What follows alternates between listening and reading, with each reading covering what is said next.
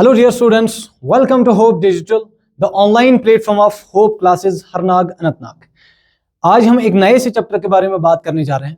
Chapter का नाम chemical equilibrium. बाकी चैप्टर्स के साथ इसकी अच्छी खासी रिलेशन है, काफ़ी इंपॉर्टेंट चैप्टर है competitive examination point of view से, ठीक है ना।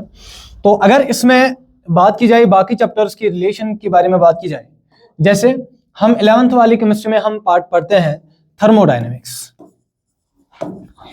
थर्मोडायनेमिक्स में हम actually thermodynamics tells us about the feasibility of the reaction, that means weather a reaction will occur और नॉट। रिएक्शन होगी या नहीं होगी इसका आइडिया हमें मिलता है किससे? थर्मोडायनेमिक्स से। That means it tells us about feasibility, that whether a reaction will occur और नॉट। अब अगर रिएक्शन होगी, what will be the extent of that reaction. Reaction अगर होगी उसका आइडिया थर्मो से मिलेगा। अब रिएक्शन कितनी होगी वो आइडिया हमें मिलता है केमिकल इक्विलिब्रियम से। So this part will actually tell us about extent of reaction.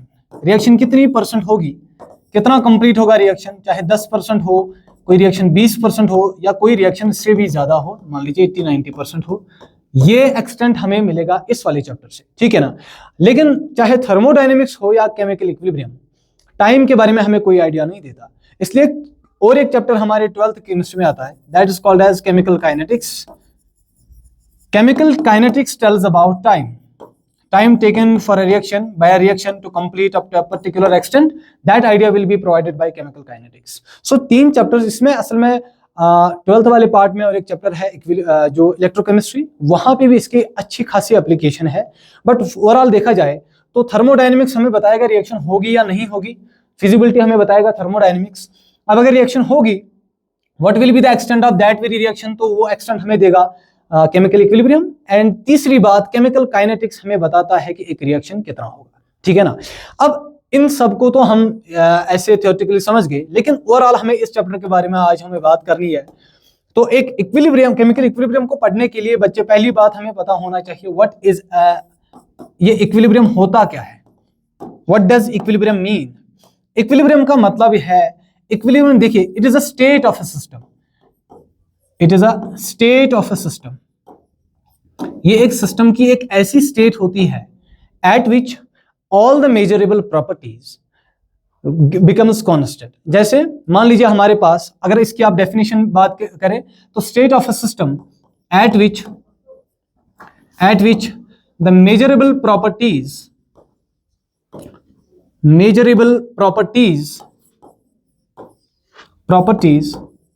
becomes constant.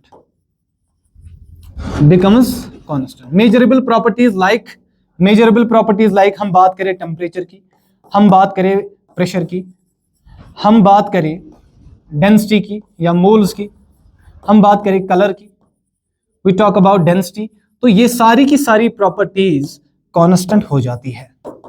That means एक सिस्टम के अंदर एक ऐसा भी टाइम आता है, ऐसा भी स्टेट आता है जिस स्टेट पे, जिस पॉइंट पे ये मेजरेबल प्रॉपर्टीज कांस्टेंट हो जाती है। दैट मींस यहां तक, इस स्टेट तक आते आते ये प्रॉपर्टीज चेंज होंगी, बट जैसे ही सिस्टम के अंदर ये प्रॉपर्टीज आ गई तो these all properties becomes constant at this point of time, ठीक है ना। तो एक इक्वेशन में, एक सिस्टम के अंदर ये इक्विलिब्रियम कभी भी आ सकता है, सिस्टम के अंदर इक्विलिब्रियम कभी भी आ सकता है। जैसे अगर हम बात करें, मान लीजिए हमारे पास रिएक्शन टू रिएक्शन ये इक्विलिब्रियम बदल भी सकता है। ये रिएक्शन के अंदर इक्विलिब्रियम जो ये ऐसा स्टेट जो है, ये पहले भी आ सकता है, ये बीच में भी आएगा और ये एंड पे भी आ सकता है। जैसे हम बात करें, मान लीजिए एक रिएक्शन है, रिएक्शन में ए कन्वर्ट हो रहा है बी में, ए विल बी रिएक्टेंट की कॉन्सेंट्रेशन कम होगी और प्रोडक्ट की कॉन्सेंट्रेशन बढ़ जाएगी विद टाइम, बट प्रोवाइडेड कि हमने कंटेनर में पहले सिर्फ ए डाला है। जैसे हमने कंटेनर में पहले ए डाला है और वही ए कन्वर्ट होगा प्रोडक्ट में, ए की कंसंट्रेशन विद टाइम कम होगी, बी की कंसंट्रेशन यानी कि पी की कंसंट्रेशन विद टाइम बढ़ेगी, और बीच में इस सब के होते होते बीच में एक ऐसा भी स्टेट आएगा जिस स्टेट पे इनकी कुछ प्रॉपर्टीज कांस्टेंट रह जाती है, हो जाती है, and that point of time, that state is called as equilibrium state, ठीक है। तो जैसे अगर मैं बात करूं कंसंट्रेशन की, कंसंट्रेशन वर्सेस टाइम का अगर मैं प्लॉट करूं ग्राफ, तो कैसा ग्राफ होगा? देखिए, अगर मैं बात करूं, मान लीजिए अगर इक्विलिब्रियम इस तरह से आया, मान लीजिए इस तरह से इक्विलिब्रियम आया, इक्विलिब्रियम होने का मतलब यह है कि अगर ये प्रोसेस इस तरह से चल रही है कि ए की कॉन्सेंट्रेशन कम हो रही है, प्रोडक्ट की कॉन्सेंट्रेशन बढ़ रही है, लेकिन ए की कॉन्सेंट्रेशन जैसे जैसे कम हो रही है, प्रोडक्ट की कॉन्सेंट्रेशन ऐसे बढ़ रही है, तो एक टाइम ऐसा आएगा जिस टाइम पे ए की कॉन्सेंट्रेशन और बी की कॉन्सेंट्रेशन बराबर नहीं हो जाएगी, कांस्टेंट हो जाएगी। मतलब ए जितना इसको कम होना था उतना कम हो जाएगा, प्रोडक्ट जितना इसको बनना था उतना बन जाएगा, लेकिन एक पॉइंट ऐसा आएगा जिस पॉइंट पे देखिए यहां इस पॉइंट के बाद कॉन्सेंट्रेशन में कोई ड्रॉप नहीं आएगा और यहां इस पॉइंट के बाद कॉन्सेंट्रेशन ऑफ प्रोडक्ट में कोई राइज नहीं आएगा। This point is called as, this state is called as state of equilibrium. This state is called as state of equilibrium. यानी कि इस स्टेप में इक्विलिब्रियम यहां से भी हो सकता है। इस ग्राफ से हमें पता चलेगा कि ये रिएक्शन थोड़ा आगे चली है, थोड़ा सा ए की कॉन्सेंट्रेशन कम हुई, बी की यानी कि प्रोडक्ट की कॉन्सेंट्रेशन थोड़ी सी बढ़ गई है, और एक टाइम आया जब प्रोडक्ट की कॉन्सेंट्रेशन अब चेंज नहीं हो रही है और ए की कॉन्सेंट्रेशन भी अब चेंज नहीं हो रही है। इसका मतलब इस रिएक्शन, ये सारा का सारा डिपेंड करता है अल्फा पे। अल्फा का मतलब डिग्री ऑफ डिसोसिएशन, जो हमने मोल कॉन्सेप्ट में ऑलरेडी डिस्कस किया हुआ है।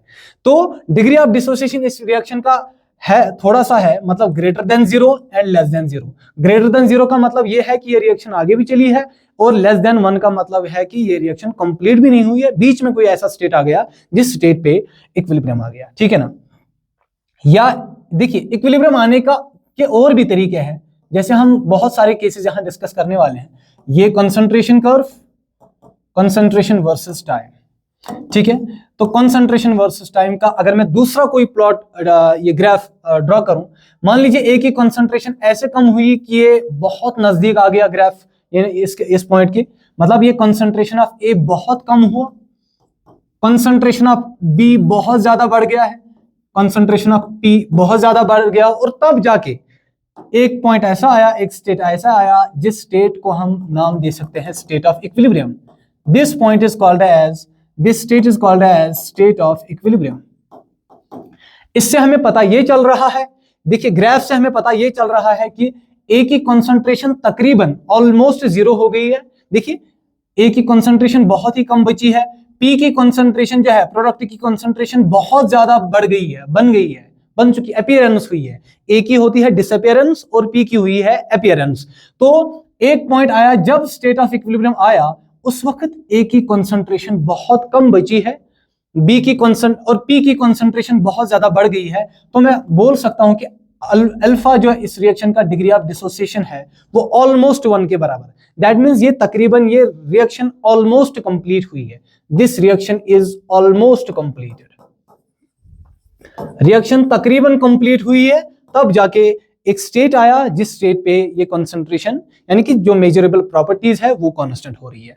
तीसरा ऐसा भी आ सकता है, ये जरूरी नहीं है कि पहले, तीसरा ऐसा भी आ सकता है कि अगर मैं ये concentration axis versus time axis का ग्राफ प्लॉट करूं, कुछ ऐसा भी हो सकता है कि थोड़ा सा ही चलने के बाद, मतलब ए की कंसंट्रेशन बस थोड़ा सा ही कम हुआ, बी की कंसंट्रेशन थोड़ा सा ही बढ़ गया, और एक टाइम ऐसा आया जब ये स्टेट आ गया, and this state will be called as state of equilibrium.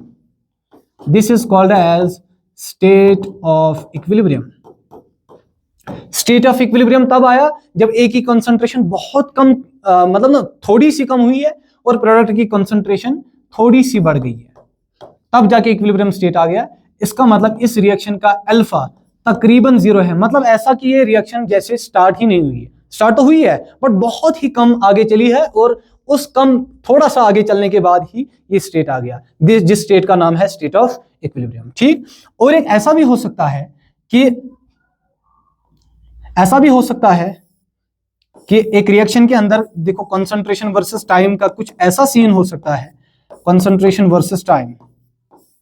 देखिए ये रिएक्शन थोड़ी सी आगे चली है, ये रिएक्शन पूरी आगे चली है तब इक्विलिब्रियम आ गया, ये रिएक्शन थोड़ा सा आगे चली है तब रिएक्शन, लेकिन इसका अल्फा ये 0 और 1 के बीच में है, मतलब ये अच्छी खासी आगे चली है। कुछ रिएक्शंस ऐसी भी होती है कि जहां पे मान लीजिए ऐसा ए की कंसंट्रेशन कम हो रही है, बी की कंसंट्रेशन बढ़ रही है, अभी भी ए की कंसंट्रेशन ज्यादा, बी की कंसंट्रेशन कम, ए की कंसंट्रेशन और ड्रॉप हो रही है, बी की कंसंट्रेशन और बढ़ गई है, साइज दैट कि एक पॉइंट ऐसा आया, उसके बाद इक्विलिब्रियम आया। एक पॉइंट, इस पॉइंट पे मैं ऐसा बोल सकता हूं कि जैसे स्टेट ऑफ इक्विलिब्रियम आया, ये ए की कॉन्सेंट्रेशन कम हो रही है और ये पी की कॉन्सेंट्रेशन बढ़ रही है।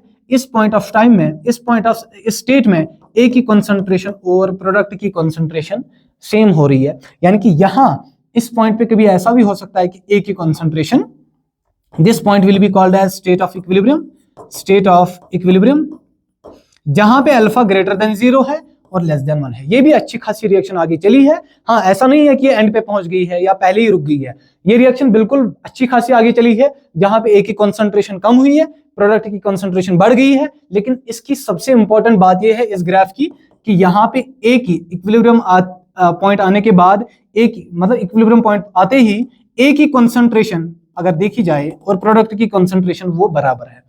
यहां पे तो बराबर नहीं था, यहां पे भी बराबर नहीं था, यहां पे भी बराबर नहीं था। हाँ, कांस्टेंट बन जाता है अपने आप में, बट यहां पे एक तो कांस्टेंट भी बन जाएगा और दूसरी बात यह है कि इन दोनों के इक्वल, एक दूसरे के इक्वल भी बनता है। ठीक है ना। अब हमें ये ग्राफ से ये पता चल रहा है, इन ग्राफ से हमें ये फिलहाल के लिए पता चला, ये ग्राफ ए है, this will be graph A, this will be graph B, ये हमने graph C and this will be graph D. इन 4 ग्राफ से हमें ये पता चला। आप कुछ और भी ग्राफ्स प्लॉट कर सकते हैं डिपेंडिंग अपॉन कि एक सिस्टम के अंदर इक्विलिब्रियम किस पॉइंट ऑफ टाइम पे आ जाएगा। तो बात यह है, ओवरऑल कहने की बात यह है कि एक सिस्टम के अंदर इक्विलिब्रियम कभी भी आ सकता है, पहले भी आ सकता है, थोड़ा सा रिएक्शन आगे चला इक्विलिब्रियम आ गया, बीच में भी आ सकता है और एंड पे भी आ सकता है। डिपेंड करता है कि रिएक्शन टू रिएक्शन ये वेरी करेगा। ठीक है ना। अच्छा, इसके बारे में हम कुछ इंपॉर्टेंट बातें करने वाले हैं आज। Characteristics of equilibrium, characteristics of equilibrium. I hope this is clear to you. अब इक्विलिब्रियम पे हम बात करेंगे कि इसकी कैरेक्टरिस्टिक फीचर्स क्या है। पहली बात यह है concentration of reactants and products becomes constant. सबसे इंपॉर्टेंट बात है concentration of reactants and products becomes constant. Reactant की कंसंट्रेशन और प्रोडक्ट की कंसंट्रेशन कांस्टेंट हो जाती है। ठीक है ना। दूसरी बात यह है कि it is a dynamic equilibrium, it is a dynamic equilibrium, static नहीं है, ये डायनेमिक है। डायनेमिक मतलब ए की कंसंट्रेशन भी कम हो रही है, बी की कंसंट्रेशन बढ़ रही है, और एक टाइम ऐसा आएगा कि ए की कंसंट्रेशन और बी की कंसंट्रेशन कांस्टेंट हो जाएगी, बट ए भी कम हो रहा है, बी भी बन रहा है, यानी कि ए बी में कन्वर्ट हो रहा है, बी ए में वापस कन्वर्ट हो जाएगा, और ये अंदर ही अंदर ये चलता रहेगा रिएक्शन, और but it will be dynamic. That means ये कन्वर्ट होता रहेगा, रिएक्टेंट प्रोडक्ट में कन्वर्ट और प्रोडक्ट रिएक्टेंट में कन्वर्ट होता रहेगा। ऐसा नहीं है कि रिएक्शन रुक जाता है, बट हमारे लिए कंसंट्रेशन जो है वो कांस्टेंट रह जाती है। It is a dynamic equilibrium, static नहीं है ये। तीसरी बात ये है एट इक्विलिब्रियम, इक्विलिब्रियम पे होता क्या है, rate of forward reaction, rate of forward reaction is equal to rate of backward reaction. Forward reaction की रेट और बैकवर्ड रिएक्शन की रेट इक्वल हो जाती है, यानी कि जितना फॉरवर्ड रिएक्शन, जैसे हमने अभी, अगर मैं ग्राफ प्लॉट करूं, ध्यान से सुनिए, अगर मैं ग्राफ प्लॉट करूं, इसका कहने का क्या मतलब है, मान लीजिए मैं रेट का, मैं यहां ग्राफ प्लॉट करूं रेट ऑफ फॉरवर्ड रिएक्शन और बैकवर्ड रिएक्शन, जो कहने का मतलब ये है इक्वल हो जाता है। इसका कहने का मतलब ये है कि जैसे मैंने रिएक्शन स्टार्ट किया, मान लीजिए ए कन्वर्ट हो रहा है बी में, बट प्रोवाइडेड कि मैं बार बार बोल रहा हूं कि प्रोवाइडेड कि आप दिमाग में ये बात रखेंगे कि हमने बीकर के अंदर सिर्फ ए डाला है, बी नहीं डाला है, क्योंकि आगे आप समझ जाएंगे कुछ बातें जिनमें अगर बी पहले ही अवेलेबल होगा कंटेनर में तो रिएक्शन बैकवर्ड में भी आ सकता है, उसमें हम बात करेंगे। बट कॉमन आयन इफेक्ट जिसे हम कहते हैं, तो ए की कंसेंट, मैं फिलहाल एज्यूम ये कर रहा हूं कि बीकर में मैंने सिर्फ ए डाला हुआ है, बी का कुछ अमाउंट मैंने नहीं डाला, बी में बीकर के अंदर ए डाला है और वही ए कन्वर्ट होगा बी में, और ए की कंसंट्रेशन कम होगी, बी की कंसंट्रेशन विद टाइम बढ़ेगी। एक टाइम आएगा जिस पॉइंट का नाम, एक पॉइंट आएगा जिस पॉइंट का नाम होगा point of state of equilibrium, उस पॉइंट पे इनकी कंसंट्रेशन कांस्टेंट हो जाएगी। बट टिल दैट देखिए, अगर मैं बोलूंगा फॉरवर्ड रिएक्शन की रेट, यहां से रेट ऑफ फॉरवर्ड रिएक्शन और rate of backward reaction equal हो जाती है एट इक्विलिब्रियम, दैट मींस कि फॉरवर्ड रिएक्शन की रेट कम हो जाएगी, बैकवर्ड रिएक्शन की रेट बढ़ेगी। एक टाइम आएगा और जिस पॉइंट पे ऐसा हो जाएगा, this will B forward reaction, वो कम हो जाएगा, बैकवर्ड रिएक्शन जो है वो बढ़ जाएगा, and this point will be called as state of equilibrium. इस पॉइंट पे रेट ऑफ फॉरवर्ड रिएक्शन और बैकवर्ड रिएक्शन बराबर हो जाएगा। ये जरूरी नहीं है कि ऐसा होगा, जैसे मैंने अभी तक इक्विलिब्रियम के बारे में कंसंट्रेशन वर्सेस टाइम का प्लॉट किया, 4 ग्राफ्स हमने प्लॉट कर दिए। इसी तरह से ऐसा भी हो सकता है कि कभी ऐसा भी हो कि रेट ऑफ फॉरवर्ड रिएक्शन बहुत ही आगे कम हुई है, मतलब ये है कि फॉरवर्ड रिएक्शन की रेट बहुत कम हुई है, बैकवर्ड रिएक्शन की रेट थोड़ी सी बढ़ गई है और एक पॉइंट आया जिस पॉइंट का नाम होगा what, that point will be called as state of equilibrium, है ना। तो इसका मतलब ये है कि यहां भी बैकवर्ड रिएक्शन की रेट बढ़ गई है, मतलब ऐसा ये है कि तकरीबन रिएक्शन बहुत आगे चली है, फॉरवर्ड रिएक्शन में चली है, बैकवर्ड को बहुत ही कम आगे चलना पड़ा सच दैट कि ये पॉइंट आ गया and this point will be called as, ये कर्व है रेट का विद टाइम, ठीक है ना। तो इक्विलिब्रियम कब आ गया, जब फॉरवर्ड रिएक्शन तकरीबन ये रिएक्शन बहुत ही आगे चली है, एंड होने पे तकरीबन फॉरवर्ड रिएक्शन एंड होने को थी और बैकवर्ड रिएक्शन में थोड़ा सा हो गया, इंक्रीज हो गया और उस पॉइंट पे स्टेट ऑफ इक्विलिब्रियम आ गया। ये भी इसी तरह से रिएक्शन टू रिएक्शन डिपेंड करता है। जैसे मान लीजिए हमारे पास एक रिएक्शन है, ए कन्वर्ट्स टू बी, ए की कॉन्सेंट्रेशन कम हो रही है इतनी हो रही है कि ए तकरीबन फुल्ली कंज्यूम होने लगा, ए तकरीबन फुल्ली कंज्यूम होने लगा, A is almost fully consumed and B is थोड़ा सा बी बन गया है और उस पॉइंट ऑफ टाइम पे इक्विलिब्रियम आ गया रिएक्शन के अंदर। तब तक रिएक्शन बहुत आगे चली थी और इक्विलिब्रियम आ गया। यहां पे क्या है, रिएक्शन अच्छी खासी आधी आगे चली है, बैकवर्ड भी आगे बढ़ गया है, फॉरवर्ड रिएक्शन की रेट कम हुई है, बैकवर्ड रिएक्शन की रेट बढ़ गई है। एक टाइम आया जिस पॉइंट ऑफ टाइम को हम बोलते हैं, जिस स्टेट को हम बोलते हैं स्टेट ऑफ इक्विलिब्रियम, उस पॉइंट पे इनकी रेट जो है, देखिए इस पॉइंट पे देखा जाए, इस पॉइंट पे जो रेट ऑफ फॉरवर्ड रिएक्शन होगा वही बैकवर्ड रिएक्शन, और इस वक्त पे रिएक्शन रुक जाती है। That means every reaction stops at equilibrium, every reaction stops at equilibrium, हर एक रिएक्शन इक्विलिब्रियम होने पे स्टॉप हो जाती है, मतलब no net change is observed. No net change जो हमने यहाँ डायनेमिक में लिखा था, डायनेमिक में एक आप यहाँ पे पॉइंट ऐड कर सकते हैं, नो नेट चेंज, चेंज तो होगा बट कोई भी नेट चेंज नहीं होगा। एक होना चेंज होना, दूसरा है नेट चेंज। चेंज होता रहता है, डायनेमिक है, चलता रहता है रिएक्शन, मतलब ए कन्वर्ट हो रहा है बी में, बी वापस से कन्वर्ट हो रहा है ए में, ए भी बी में चेंज हो रहा है, बी भी ए में चेंज हो रहा है, बट ऐसे चेंज हो रहा है कि नो कोई भी नेट चेंज ऑब्जर्व नहीं हो रहा है। जितना ए बी में कन्वर्ट हो रहा है उतना ही बी ए में कन्वर्ट हो रहा है। फिलहाल के लिए हमने तीन बातें इसमें देखी, concentration of reactant and product becomes constant. दूसरी बात हमने ये देखी कि ये डायनेमिक इक्विलिब्रियम होता है, चलता रहता है। तीसरी बात, at equilibrium rate of forward reaction equal to rate of backward reaction. But इसके लिए और भी कुछ पॉइंट्स है इसमें, बट उनको डिस्कस करने से पहले मैं एक बात बताऊं, बुक्स में जो हमारे पास एक नोटेशंस दी जाती है एक रिवर्सिबल रिएक्शन को शो करने का, वो कुछ ऐसा होता है। मान लीजिए अगर एक रिएक्शन है ए कन्वर्ट्स टू बी, कुछ बुक्स में ऐसा होगा ए कन्वर्ट्स टू बी। मैं चाहता हूं कि आप इसको बस कन्फाइन ना करो, इस पॉइंट स्ट्रिक्ट ना करो, आप चाहो ए इक्वल टू बी ऐसे भी लिख दो, ये भी एक रिवर्सिबल रिएक्शन को शो करेगा। आप चाहे इसको ऐसे लिख दो, मान लीजिए कुछ भी जो आपके दिमाग में आए, ए कन्वर्ट्स टू बी, आप चाहे ऐसे लिख दो ए कन्वर्ट्स टू बी, ठीक है ना। इन सब का मतलब एक ही होगा। ये सारी की सारी रिएक्शन, असल में हर एक reaction, every reaction is reversible reaction, हाँ, but extent of reversibility varies. असल में हर एक रिएक्शन का कुछ ना कुछ एक्सटेंट रिवर्सिबल होता है। जैसे अगर एक रिएक्शन टू रिएक्शन जो है वो वेरी करेगा, हर एक रिएक्शन जो है वो रिवर्सिबल होता है, extent of reversibility varies. That means अगर एक रिएक्शन के अंदर एक्सटेंट ऑफ रिवर्सिबिलिटी 50-50% है, दूसरे में 5, 10, 10 या 80 भी हो सकता है, but extent of reversibility varies. But in general every reaction is reversible. और रिवर्सिबिलिटी का साइन जो है ए कन्वर्ट्स टू बी, आप ऐसे भी लिख दो, कोई भी साइन आप यूज कर सकते हो, don't be confined to only this, ठीक है ना। तीसरा पॉइंट हो गया। फोर्थ पॉइंट ये है कि equilibrium can be achieved from either direction. Equilibrium can be achieved from both sides. Equilibrium दोनों साइड से अचीव हो सकता है, दैट इज फॉरवर्ड डायरेक्शन और बैकवर्ड डायरेक्शन। मतलब ये जो इक्विलिब्रियम है वो अचीव हो सकता है फॉरवर्ड में भी और बैकवर्ड डायरेक्शन में भी। मतलब क्या है इसका, समझते हैं। ओके, देखिए फॉरवर्ड डायरेक्शन और बैकवर्ड डायरेक्शन के कहने का मतलब क्या है। मान लीजिए अपने पास एक कंटेनर है, कंटेनर में हमने ए डाला हुआ है, रिएक्शन कुछ इस तरह से चल रही है कि ए, मान के चलते हैं हमने ऐसे लिखा ए कन्वर्ट्स टू बी। देखिए अब मैं आपका कंफ्यूजन दूर करने के लिए मान लीजिए मैंने फिर से ये एग्जांपल लिख ली। मान लीजिए मैंने लिखा यहां पे ये बीकर है, इस बीकर में मैंने 1 मोल ए डाल दिया, 1 मोल ए डाल दिया, और इस बीकर के अंदर मैं 1 मोल बी डाल रहा हूं। फर्क क्या है रिएक्शन का, यहां ए की कंसंट्रेशन जो है वो कम हो जाएगी, बी की कंसंट्रेशन बढ़ जाएगी।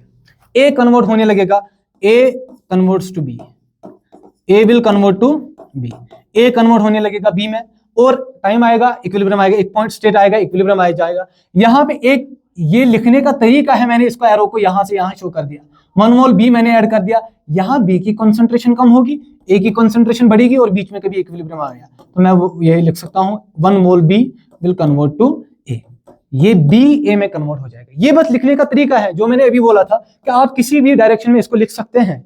ये just it is what we can say कि it is just how you represent it on paper. आप ऑन पेपर एक रिएक्शन को कैसे लिखते हैं, that is denoted by this sign, nothing else, है ना। तो बाकी सारी रिएक्शंस रिवर्सिबल होती है, इसका कभी भी ये मतलब नहीं है कि ए ही कन्वर्ट हो रहा है बी में, मैंने बस हो सकता है बी कन्वर्ट हो रहा है ए में और मैंने इसको ऐसे लिखा है। So it depends upon the representation on paper, आप कैसे लिखेंगे आप रिएक्शन को, ठीक है ना। तो यहाँ ए की कॉन्सेंट्रेशन कम होगी, बी की कॉन्सेंट्रेशन बढ़ेगी, एक टाइम आएगा जब इक्विलिब्रियम आएगा। यहाँ आपने 1 मोल बी डाल दिया, ए का कोई मोल नहीं डाला, तो इसका मतलब बी ही आगे चलेगा, बैकवर्ड में चलेगा ए में कन्वर्ट होने के लिए, ठीक है ना। तो इक्विलिब्रियम कहने का मतलब ये है, equilibrium can be achieved from both the directions, forward direction में भी और बैकवर्ड डायरेक्शन में, ठीक है। 4 पॉइंट। 5th पॉइंट क्या है, समझते हैं और कुछ बातें इसके रिलेटेड। 5th पॉइंट ये है, मान लीजिए मैंने एक रिएक्शन को ऐसे लिखा, 5th पॉइंट, मैंने एक ऐसे रिएक्शन को लिखा A converts to B, A converts to B, ठीक है। इसका मैं देखूंगा इक्विलिब्रियम कांस्टेंट, मान लीजिए K1, that is equilibrium constant बराबर concentration of products divide by concentration of reactants, मैंने ऐसे लिख दिया। Concentration, this is equilibrium constant, K1 मैंने लिख दिया, और B यहां से concentration of equilibrium constant that is concentration of B, ये हम अभी प्रूव भी करने वाले हैं कि how equilibrium constant is equal to concentration of B divide by, यानी कि concentration of products, ratio of concentration of products to reactants, concentration of products divide by concentration of reactants, ठीक है ना। ये हम अभी प्रूव भी करने वाले हैं, बड़ा सिंपल सा पॉइंट है, A कन्वर्ट्स टू B। अगर मैं इस रिएक्शन को मल्टीपल कर दूं, मान लीजिए मैंने इस रिएक्शन को मल्टीपल कर दिया किसी फैक्टर से, सपोज मैंने इसको मल्टीपल कर दिया 2A से, 2 से कर दिया multiple, now 2A will convert to 2B, तो इसका मतलब ये है कि यहाँ K2 देखा जाए, this will be equal to concentration of B square divide by concentration of A square. ये भी अभी मैंने सेम लिखा, concentration of B divide by concentration of A, each concentration term raised to power equal to their stoichiometric coefficient. यहां stoichiometric coefficient B का stoichiometric coefficient 2 है, यहां A का स्टोइकोमेट्रिक कोएफिशिएंट 2 है, तो ये पावर लगा दिया जाए। तो अभी हम इसको प्रूव भी करने वाले हैं कुछ टाइम बाद, तो इसको मैं ऐसे भी लिख सकता हूं, क्या ये कंसंट्रेशन ऑफ B, मैं इसको ऐसे लिख सकता हूं, concentration of B divide by concentration of A whole square लिख सकता हूं।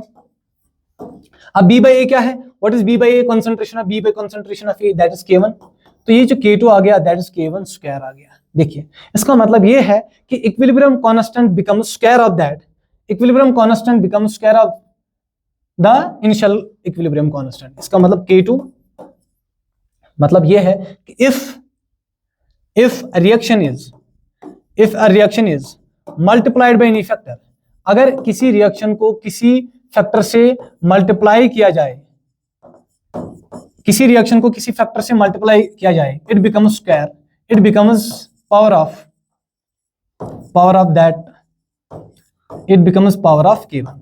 इनिशियल इक्विलिब्रियम के रेस्पेक्ट में ये पावर, उसका पावर बन जाता है। जैसे 5th पॉइंट, मान लीजिए अगर आपने रिएक्शन, या इसी को आगे बढ़ाते हैं, मान लीजिए आपके पास रिएक्शन है, एग्जांपल मैं यहां करा रहा हूं, मान लीजिए आपके पास रिएक्शन है 2A कन्वर्ट्स टू 3B, इसका इक्विलिब्रियम कांस्टेंट इनिशियली देखा जाए तो that will be equal to, या A कन्वर्ट्स टू, इसको मैं ऐसे लिख सकता हूं, बहुत सारी एग्जांपल्स पड़ी है अपने पास, तो हम कोई भी ले सकते हैं, A कन्वर्ट्स टू B, ठीक है ना। इसके लिए KI इनिशियली या K1 लिखा जाए, प्रोडक्ट की कंसंट्रेशन डिवाइड बाय रिएक्टेंट की कंसंट्रेशन। अब मैं इसी रिएक्शन को मान लीजिए किसी X फैक्टर से मल्टीपल कर रहा हूं, तो इसका जो K नया होगा, KI डैश जो होगा, K फाइनल जो होगा, that will be equal to concentration of B divide by concentration of A, इसका पावर लग जाएगा कितना, X, and that will be equal to, that is KI power X। मतलब जिस फैक्टर से आप मल्टीपल कर रहे हो वो फैक्टर पावर बन जाएगा, ठीक है, ये बिल्कुल अंडरस्टूड है।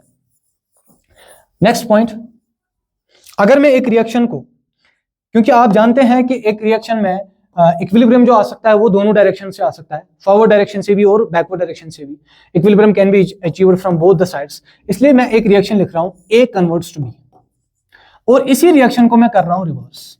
If this reaction is reversed that will now B converts to A, ठीक है ना।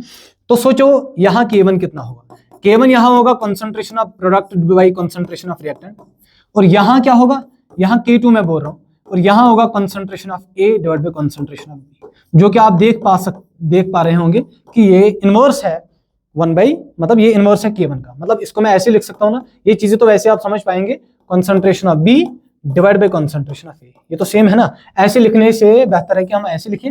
और ये B बाई A क्या है, what is B by A, B by A is K1, तो इसका मतलब ये है कि जो K2 बन गया that becomes inverse of K1, that means when a reaction is reversed its K equilibrium gets reversed, ठीक है ना।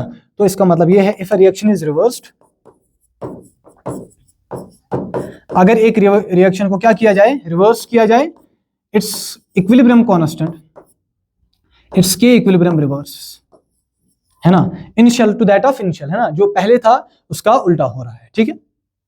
बड़े सिंपल से पॉइंट्स है। नेक्स्ट पॉइंट, अगर मेरे पास दो रिएक्शन है, मान लीजिए अपने पास एक रिएक्शन है, पॉइंट नंबर आ गया ये 5 6 आ गया, 7 करते हैं, point number 7। Suppose we have a reaction A converts to B and we have other reaction C converts to D। ये हमने अलग बीकर में कर रहे हैं, ये हम अलग बीकर में कर रहे हैं। यहाँ A कन्वर्ट हो रहा है B में, प्रोवाइडेड कि हमने खाली बीकर के अंदर A डाला हुआ है, B का कोई अमाउंट हमने नहीं डाला है। दूसरी बीकर के अंदर रिएक्शन हो रही है C कन्वर्ट्स टू D, और उस बीकर के अंदर हमने खाली C डाला हुआ है। तो यहाँ पे जो हम K1 बात करें, K1 will be equal to that is concentration of B by A। अभी भी हम इसको डिस्कस करने वाले हैं और डिराइव करने वाले हैं। यहाँ K2 जो होगा, K2 will be equal to concentration of D divide by concentration of C, ठीक है ना, शाबाश।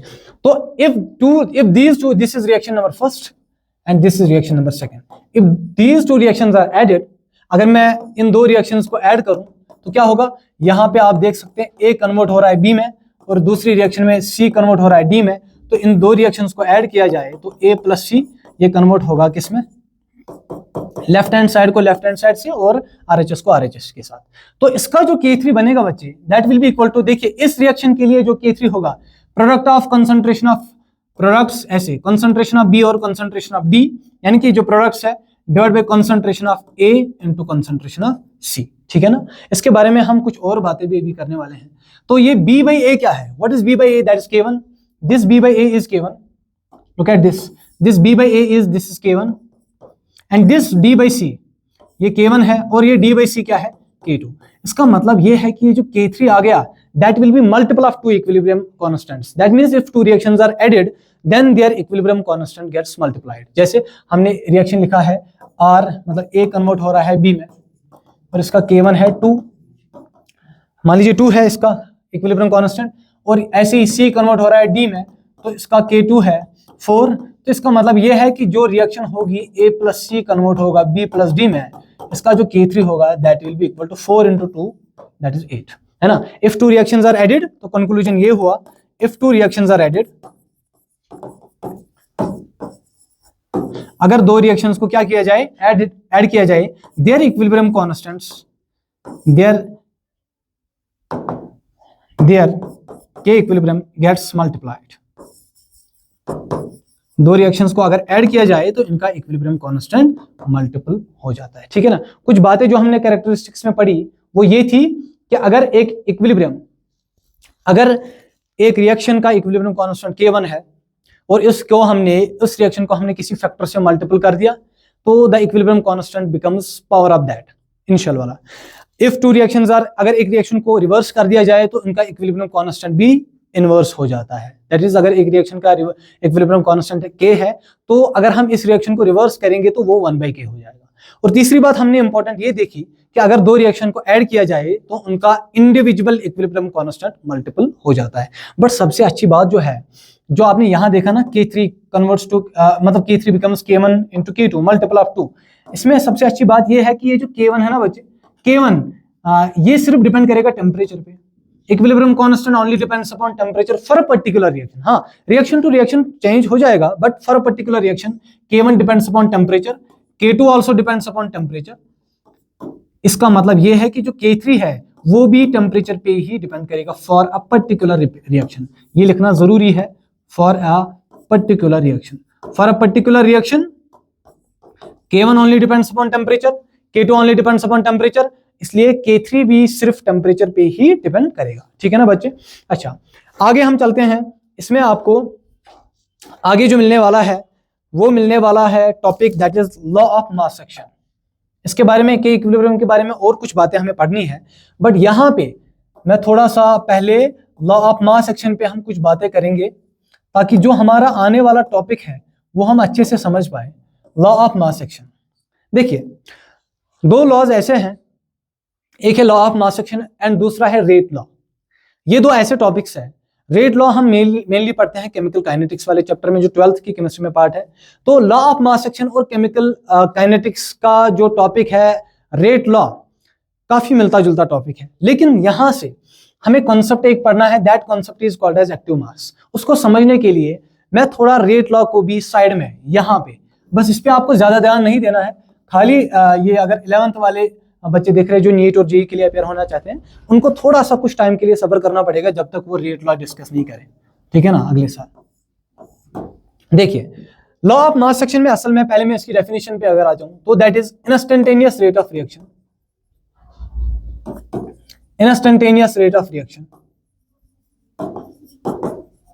इंस्टेंटेनियस रेट ऑफ रिएक्शन का मतलब यह है कि ऐसी reaction which takes very less time to complete, that takes fractions of seconds to complete, जो एक पर्टिकुलर इंस्टेंट ऑफ टाइम पे कंप्लीट हो जाए, इंस्टेंटेनियस रेट ऑफ रिएक्शन। दूसरा होता है average, which takes what we can say कि period of time, है ना, तो ये पॉइंट ऑफ टाइम पे कंप्लीट होता है और वो पीरियड ऑफ टाइम, है ना। तो instantaneous rate of reaction is directly proportional to the product of active masses of the product of active masses of, ये मैं समझाऊंगा। एक्टिव मास सबसे इंपॉर्टेंट वाला पॉइंट है जिसको डिफाइन करने के लिए ही मैं रेट लॉ के बारे में थोड़ा सा तो कुछ 5-10% डिस्कस करूंगा। तो instantaneous rate of reaction is directly proportional to active mass of reactants, active mass of reactants, each reactant raised to power equal to their stoichiometric coefficients, stoichiometric coefficients, इसको समझते हैं। देखिए अगर मैं बात करूं ना रेट लॉ हमें ये बताएगा that is directly rate of reaction is directly proportional to the product of active masses of reactants, each reactant term raised to power equal to some numbers which are experimentally determined। फर्क सिर्फ इतना है, मतलब ये है, देखिए समझते हैं इसका मतलब। एक्टिव मास क्या होता है, पहले हम समझेंगे एक्टिव मास क्या होता है। एक्टिव मास को समझने के लिए अगर मैंने एक रिएक्शन लिया, for example for a reaction A moles of A converts to B moles of B, आप देख पाएंगे मैंने बीकर में अगर A डाला हुआ है तो A कन्वर्ट होगा B में, तो A की कंसंट्रेशन विद टाइम कम होगी, B की कंसंट्रेशन विद टाइम बढ़ेगी और इक्विलिब्रियम आ जाएगा। बट ओवरऑल हमारा डिस्कशन क्या है, वो ये है कि इस रिएक्शन के लिए देखा जाए तो इस रिएक्शन का जो रेट होगा, rate of directly proportional to the product of active masses of reactants, मतलब रिएक्टेंट का एक्टिव मास, या इसलिए मैं इस रिएक्शन को थोड़ा और बढ़ाऊंगा आगे। जैसे मैंने लिखा A moles of A plus B moles of B converts to C moles of C plus D moles of D। चलिए ऐसा रिएक्शन, इन दोनों की कंसंट्रेशन विद टाइम कम होगी और इन दोनों की कंसंट्रेशन विद टाइम बढ़ेगी। तो rate of directly proportional to product of active masses of reactants. देखिए एक्टिव मास ऑफ रिएक्टेंट क्या होता है, अगर मैं लिखूंगा A of A into A of B, what does A of A mean? A of A mean active mass of A. This A of A means active mass of A. Similarly, A of B mean active mass of, यहां पे इसका मतलब होगा active mass of B। अब ये active मास है क्या, असल में ये एक्टिव मास जो है ना, एक्टिव मास का कोई डेफिनेशन नहीं है। Active mass has no definition, active mass has no definition, no definition. It can be, ये कुछ भी हो सकता है, इट कैन बी मोलैरिटी, ये कुछ भी हो सकता है, मोलैरिटी, मोलैलिटी, मोल फ्रैक्शन, कुछ भी हो सकता है। कैसे, देखिए अगर मैं रेट लॉ पे बात करूं ना, मान लीजिए यहां पे देखिए, पहले इस पे आते हैं, rate of reaction is directly proportional to active mass of A, active mass of B, each reactant term raised to power equal to their stoichiometric coefficient, मतलब जो स्टाइकोमेट्रिक कोएफिशिएंट है वो पावर लगाना है। मतलब इसका स्टाइकोमेट्रिक ए का स्टाइकोमेट्रिक कोएफिशिएंट ए है, ये ए, ये वाला स्टाइकोमेट्रिक कोएफिशिएंट नहीं है। This A indicates active mass, this A indicates active mass of B, तो ए पावर ये इंडिकेट करेगा स्टाइकोमेट्रिक कोएफिशिएंट और इसका स्टाइकोमेट्रिक कोएफिशिएंट जो है वो बी है। That means rate of reaction is directly proportional to product of active mass of reactants, each concentration term, each reactant term raised to power equal to its stoichiometric coefficient। मतलब जो भी reaction के अंदर stoichiometric coefficient का value दिया जा रहा है उससे वही पावर लगाना है। जैसे इस रेट लॉ के लिए, इस लॉ ऑफ मास एक्शन के लिए बच्चा, अगर मैं यहां बात करूं, मान लीजिए मैंने लिखा N2 + 3 times H2 gives 2 times NH3, Haber's process जो आप पढ़ते हैं मैन्युफैक्चर ऑफ अमोनिया के लिए। अगर इसमें बात की जाए as per law of mass action, that rate will be directly proportional to active mass of N2 active mass of H2। देखिए N2 का पावर है 1 और H2 का पावर है 3। इसका मतलब है कि ये 1 और 3 क्या है, these are actually stoichiometric coefficients, but as per rate law ने क्या बताया कि उन्होंने भी सेम स्टेटमेंट, ये लॉ ऑफ मास एक्शन जो है ये थ्योरेटिकल है, वाइल एज रेट लॉ जो है ये एक्सपेरिमेंटल है। ज्यादा जो वैलिडिटी है वो रेट लॉ की ही है। तो इसका मतलब ये है कि लॉ ऑफ मास एक्शन में हमें दिया जा रहा है rate of reaction is directly proportional to active mass of reactants, each reactant raised to power some equal to their stoichiometric coefficient. मतलब जो स्टाइकोमेट्रिक कोएफिशिएंट है वही पावर लगाना है। लेकिन ये क्या बता रहा है रेट लॉ, ये बताएगा आपको कि रेट ऑफ रिएक्शन, इसी रिएक्शन की अगर मैं बात करूं, ध्यान से सुनिए, ये मैं मिटा रहा हूं अब, एज पर रेट लॉ जो कि एक्सपेरिमेंटल है, rate of reaction will be directly proportional to active mass of A, active mass of B। इसका स्टाइकोमेट्रिक कोएफिशिएंट बच्चे A है, इसका B है। इसने बताया कि कुछ raised to power some numbers which are experimentally determined। मतलब ये है कि ये जो P and Q है ना, P and Q, these are experimentally determined values। ये experimentally determined values है। मतलब क्या है समझते हैं इसका मतलब। और उसी के बाद जैसे आप ये समझ जाएंगे तो साथ में ही आपको समझ आ जाएगा कि लॉ ऑफ मास एक्शन, ये एक्टिव मास क्या है। मतलब मैंने लिखा N2 + 3H2 gives 2 NH3। As per law of mass action, law of mass action के अकॉर्डिंग आपने रेट बराबर करना है, rate of reaction is directly proportional to active mass of N2 power 1 active mass of H2 power 3। Clear, ये है as per law of mass action. मतलब आपने power वो लगाना है जो इसका स्टाइकोमेट्रिक कोएफिशिएंट क्या है। यहां स्टाइकोमेट्रिक कोएफिशिएंट 1 है तो पावर 1, यहां स्टाइकोमेट्रिक कोएफिशिएंट 3 है तो पावर 3। बट यही अगर मैं रेट लॉ के अकॉर्डिंग बात करूं तो rate is directly proportional to active mass of N2 power P active mass of H2 power Q। What is this P and Q? P and Q are experimentally determined values. यहां P and Q क्या है rate law में, यहां P and Q क्या है stoichiometric coefficients, यहां ये P and Q क्या है, these are experimentally determined values. This P and Q, P हो भी सकता है नहीं भी हो सकता है 1 के बराबर, Q हो भी सकता है और नहीं भी हो सकता है 3 के बराबर। लेकिन बात क्या है समझिए, अगर मैं N2 की कंसंट्रेशन को डबल कर दूं, मान लीजिए मैंने नाइट्रोजन की कंसंट्रेशन को डबल कर दिया तो as per law of mass action rate भी हो जाएगा डबल। मान लीजिए मैंने हाइड्रोजन की कंसंट्रेशन को डबल कर दिया तो रेट 8 गुना बढ़ना चाहिए। लेकिन जब रेट लॉ एक्चुअल देखा गया कि हाइड्रोजन की कंसंट्रेशन डबल करने से रेट 8 टाइम्स नहीं बढ़ता, रेट मान लीजिए 7.9 टाइम्स बढ़ता है, या उससे ज्यादा भी 8.1 टाइम्स बढ़ता है। तो कंसंट्रेशन का ऐसा वाला वैल्यू जिस पे रेट लॉ और लॉ ऑफ मास एक्शन को इंसाइड करेगा।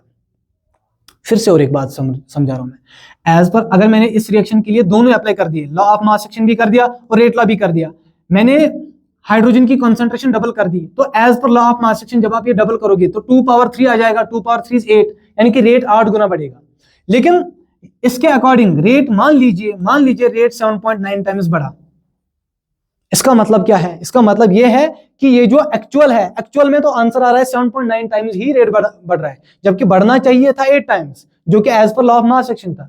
तो कंसंट्रेशन का ऐसा वाला वैल्यू, मतलब अब मुझे क्या करना है, अब मुझे इस एक्टिव मास को इस कंसंट्रेशन को अगर मैं ऐसे चेंज कर दूं सच दैट कि इसका rate as per law of mass action and rate as per rate law coincide करेगा, फिर मुझे बढ़ाना है कंसंट्रेशन या कम करना है कंसंट्रेशन, बट कंसंट्रेशन का ऐसा वाला वैल्यू जिस वैल्यू पे रेट लॉ और law of mass action coincide करेगा, जहां पे एक्सपेरिमेंटल रेट और जो थ्योरेटिकल रेट है वो कोइंसाइड करेगा, that concentration value is called as active mass. ठीक है ना, तो ये कुछ भी हो सकता है, it can B molarity, molality, mole fraction और समथिंग एल्स, है ना, जो आपने कंसंट्रेशन टर्म्स ऑलरेडी पढ़ी हुई है। तो वी कैन से दैट, हाँ, और एक बात, ये जो एक्टिव मास होता है ना, this is called as gamma times concentration, some X times concentration और एक्स अल्फा बीटा गामा कुछ भी लिख दो, this is called as activity coefficient.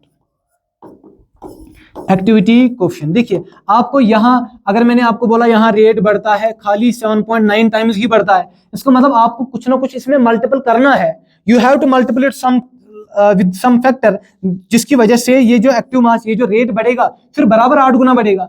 ये तो खाली 7.9 से बढ़ रहा था, आपको इसमें कुछ थोड़ा सा हल्का सा कुछ छोटा वैल्यू मल्टीपल करना है, जिस वैल्यू पे रेट 8 गुना बढ़ेगा, इसलिए इस वैल्यू को हम बोलते हैं एक्टिव, शाबाश, इस वैल्यू को हम बोलते हैं एक्टिविटी कोएफिशिएंट, इस वैल्यू को हम क्या बोलते हैं, एक्टिविटी कोएफिशिएंट। ठीक है ना, तो this active mass is equal to some activity coefficient into concentration. Concentration को आपने कुछ मल्टीपल लगाना है सच दैट कि ये बराबर हो जाए जिस पॉइंट पे ये जो रेट एक्सपेरिमेंटल रेट लॉ है और जो एक्चुअल रेट लॉ है वो शाबाश कोइंसाइड करेगा। तो मैं लिख सकता हूं यहां एक्टिव मास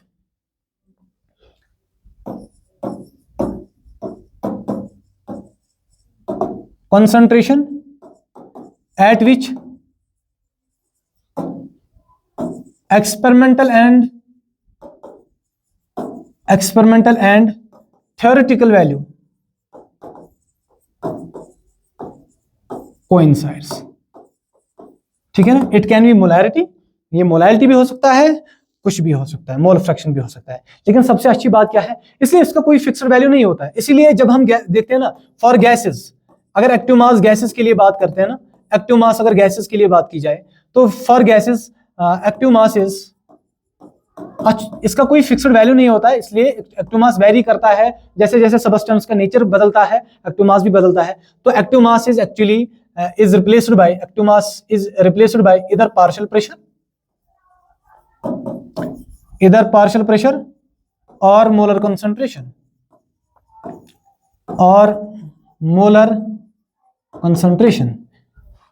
जैसे अगर मैं बात करूं H2 gas plus Cl2 gas convert हो रहा है ट्वाइस HCl, है ना, H2 plus Cl2 converts to twice HCl।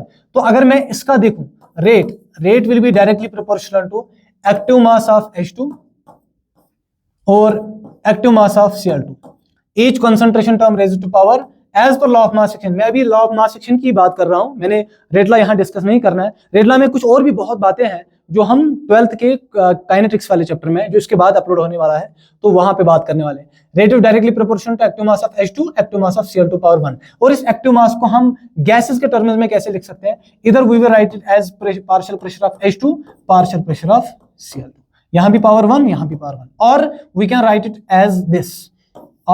It as this, molar concentration of H2 और molar concentration of Cl2, because ये एक्टिव मास कोई पर्टिकुलर वैल्यू नहीं रखता, इसलिए सिस्टम ये ना सबस्टेंस टू सबस्टेंस ये चेंज होता है। अच्छा, फॉर आयंस, अगर कोई आयन होगा या सॉल्यूट होगा, एक्टिव मास जो होता है बच्चे, active mass is equal to molar concentration only. जैसे अगर मैं बात करूं, मान लीजिए मैंने लिखा I2 iodine aqueous plus iodide, यहाँ एक्वस ये कन्वर्ट हो रहा है मान लीजिए I3 नेगेटिव एक्वस में, है ना। तो इसके लिए अगर मैं बात करूं तो यहाँ जो रेट होगा, rate will be directly proportional to molar concentration of I2 into molar concentration of I negative. ठीक है ना, each concentration term raised to power equal to their stoichiometric coefficient. यहाँ कोएफिशिएंट 1 है, यहाँ 1 है, इसलिए मैंने यहाँ नहीं लगा दिया। और फॉर सॉलिड, चाहे सॉलिड हो या प्योर सॉल्वेंट हो, है ना, तो इसके लिए या लिक्विड है, फॉर सॉलिड या प्योर सॉल्वेंट है, फिलहाल हम इन दो के बारे में बात करेंगे। फॉर सॉलिड या प्योर सॉल्वेंट, इसके लिए जो एक्टिव मास होता है, एक्टिव मास इनका भी एक्टिव मास होता है, प्योर सॉलिड हो या सॉल्वेंट हो, है ना, चाहे फॉर प्योर सॉलिड या सॉल्वेंट, यहाँ हटा दो, सॉलिड हो या प्योर सॉल्वेंट हो, इनका जो एक्टिव मास होता है वो भी वो होता है एक कांस्टेंट, इनका एक्टिव मास चेंज नहीं होता। जैसे अगर मैं बोलूं, मान लीजिए मैंने कार्बन की रिएक्शन ऑक्सीजन से करा दी, सपोज मैंने कार्बन की रिएक्शन ऑक्सीजन से करा दी, carbon solid plus oxygen gas, ठीक है ना, ये कन्वर्ट हो गया कार्बन डाइऑक्साइड गैस में।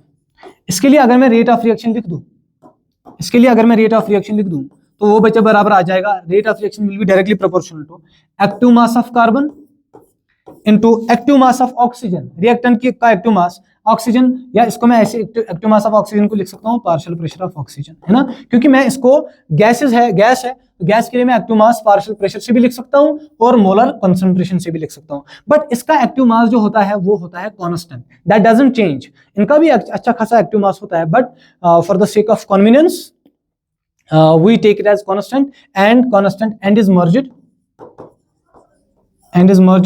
with proportionality constant, proportionality। अब आप बोलेंगे इसका लॉजिक क्या है, लॉजिक ये है, for sake of convenience, calculation के लिए convenience, for the sake of convenience we have to take it as constant, because मान लीजिए आपने कार्बन और ऑक्सीजन की रिएक्शन करा दी और उसमें आपने कार्बन का अमाउंट 10 ग्राम ले लिया, तो रिएक्शन कंप्लीट होगी, ऑक्सीजन का पार्शियल प्रेशर तो बदल गया होगा, बट कार्बन का जो एक्टिव मास है वो कांस्टेंट रह रहा होगा। इसका मतलब ये है कि ये वाला जो इसका एक्टिव मास है ये कांस्टेंट रह जाएगा, फिक्स होगा, और रेट सिर्फ डिपेंड करेगा, rate will only depend upon partial pressure of oxygen, sorry ऐसे, partial pressure of oxygen gas, और we can take it molar concentration, ठीक है ना। तो ओवरऑल बात ये है सॉलिड के लिए भी प्योर सॉल्वेंट, और यहाँ एक और जो यहाँ ऐड कर देना, जोड़ देना, दैट इज लिक्विड है, फॉर सॉलिड या लिक्विड या प्योर सॉल्वेंट के लिए एक्टिव मास। देखिए फिलहाल के लिए हमने एक्टिव मास को ऐसे समझा कि एक्टिव मास कंसंट्रेशन का ऐसा वाला वैल्यू होता है जहां पे जो एक्चुअल रेट है और जो थ्योरेटिकल रेट है, जो एक्सपेरिमेंटल और थ्योरेटिकल रेट है वो कोइंसाइड करे। जिस पॉइंट पे actual rate, that is actual rate जो कैसे हम कैलकुलेट करेंगे, रेट लॉ के अकॉर्डिंग, और थ्योरेटिकल रेट हम लॉ ऑफ मास सेक्शन के अकॉर्डिंग करें, तो जहां पे ये दोनों वैल्यूज क्या करेंगे, कोइंसाइड करेंगे, तो कंसंट्रेशन का ऐसा वाला वैल्यू हमें कहलाता है एक्टिव मास। और एक्टिव मास का कोई पर्टिकुलर डेफिनेशन नहीं है ये, क्योंकि ये पर्टिकुलर होता ही नहीं है असल में, system to system, substance to substance से वेरी करता है। आप गैसेज लेंगे तो एक्टिव मास को या तो आप मोलर कंसंट्रेशन से रिप्रेजेंट कर दो या पार्शियल प्रेशर से रिप्रेजेंट कर दो, आप आयनस ले लो या सॉल्यूट ले लो, उसके लिए एक्टिव मास अलग होता है, आप सॉलिड ले लो, प्योर सॉल्वेंट ले लो या लिक्विड ले लो, उसके लिए एक्टिव मास अलग होता है, ठीक है ना। तो एक्टिव मास का कोई भी पर्टिकुलर डेफिनेशन नहीं होता। बाकी आगे चलेंगे हम कल वाले लेक्चर में, तब तक के लिए थैंक यू वेरी मच।